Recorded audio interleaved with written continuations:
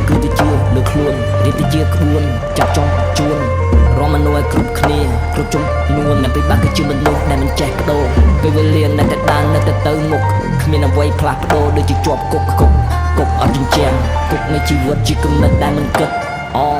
កាច់ជាចាប់ខ្ញុំបានដាក់នៅក្នុងបទចម្រៀងខ្ញុំសង្ឃឹមថាវានឹងហូរទៅតាមទឹកភ្លៀងតែណានាបង្កើតមនុស្សឲ្យចិត្តលំអៀងតែណានាបង្កើតមនុស្សឲ្យចិត្តខកខឹងអ្នកអាចប្រាប់ខ្ញុំបាន